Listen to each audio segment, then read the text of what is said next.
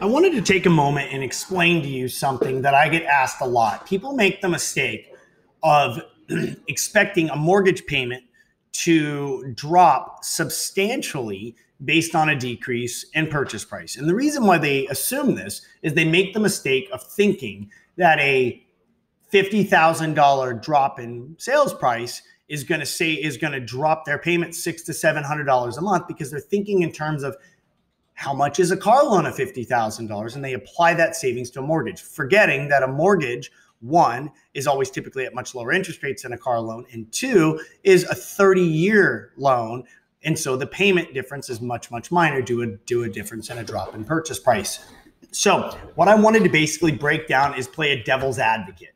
You're going to see here a breakdown over the course of the next 3 years. And even though here in Riverside County, the expected appreciation is somewhere between 2 and 3%, depending if you're looking at CoreLogic, if you're looking at First American, if you're looking at the Mortgage Bankers Association, all the different studies that are out there. From right now to 3 years from now, the expected appreciation conservative model is 2 to 3%. I said, let's play the devil advocate. Let's make it a 15% swing in the other direction. So what you're going to see here is you're going to see a breakdown of a loan today, a loan 6-month scenario, a year from now, 2 years from now, and 3 years from now. What you're going to see is estimated property value of a home, for example, in Riverside County today. Got $425,000, assuming 5% down on a down payment. Looking at estimated rates today on good credit borrowers here at 3.75, you're going to basically see once again just the down payment reiterated, and then you're going to see this number right here. The estimated principal and interest payment based on something with moderate property taxes, a home like in Menifee, homeowners insurance, PMI, all the good kind of breakdown here. And then lastly, down here at the bottom, the most important figure, the estimated principal and interest payment. So you're going to see about $1,870 a month is the principal and interest payment on a $425,000 house today. Now, interest rates have been artificially low due to when there's any type of risk in the economy, investors flee and they go directly to the safety of mortgage-backed securities rather than into the stock market.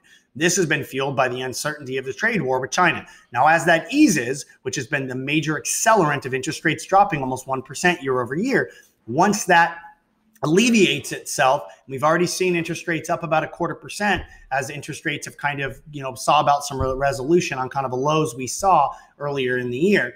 So what you're going to see here is in 6 months, let's say purchase prices drop $5,000. So we got a purchase price is going to drop $5,000 within the next 6 months. And let's just say interest rates are going to rise about 0.25%. What you're going to see is even though price of that home dropped $5,000, just the slight increase in interest rate by 0.25%, still way lower than what they were even a year ago, just at 3.99%, actually increases the payment by $33 a month. Now let's go a year from now. Let's say you can get that same $425,000 house. Let's say we're going to see almost a 4% drop in value. You're going to now be able to save $15,000 on that purchase price. Well, interest rates just even lower than what the Mortgage Bankers Association estimates them to be. I'm going to be very conservative, and let's say they're just 0.5% higher, not even close to where they were last year, just 0.5% higher at 4.25%. You're going to see once again that mortgage payment compared to today is $46 a month higher. So even though you're getting that house for $15,000 less, your payment is actually higher just due to that very slight change in interest rates. Now, let's say interest rates just continue to move with the approximate move of inflation. Once again, still just reverting back to where they were just last year. And let's say house prices drop rather than their expected appreciation from now until 2 years of 2%. Let's say they're going to move in the opposite direction by almost 10%. So now we're dropping down to about a 7% drop in price, meaning that same $425,000 house, we're getting a $30,000 discount, on that house. Now we're getting that house at $395. Well, what do you know? That monthly payment is actually $60 a month higher.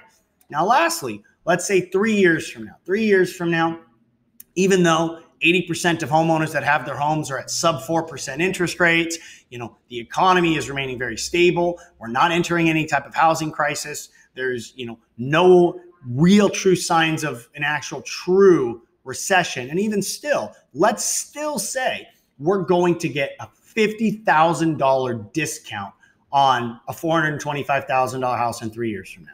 And we're going to be able to get that house for $375. Well, at $375, just moving interest rates, not even where the MBA expects them to be, still extremely low interest rates. Let's just say they hit 5% 3 years from now. Okay. They hit 5% from 3 years from now, just based on the inflation model, based on the stability of the economy. But we're going to get that house at a $50,000 discount. That monthly payment is $42 a month higher than today. So to give you a true example, just on the very, very strict expectation, or I should say conservative expectation, of where the Mortgage Bankers Association expecting interest rates in 3 years from now, 5%, you would have to get a discount on that home. That's $425,000 today. You'd have to get that home for $350,000 to keep it at the same monthly payment because of how low rates are currently held due to the continued tariff war with China today. Hope that gives you a really good understanding of how the true effect interest rates have on an actual loan when compared to what it would have to drop to really see how much you would save if you really wanted to cost. So what is your true cost of waiting? Do you truly believe 3 years from now that the price of a home, given we're not entering any type of housing prices, is going to drop $75,000? So drop nearly over 15%, close to 20%, basically drop to keep you at the same payment you could get that house for today at the artificially low interest rates that are being held.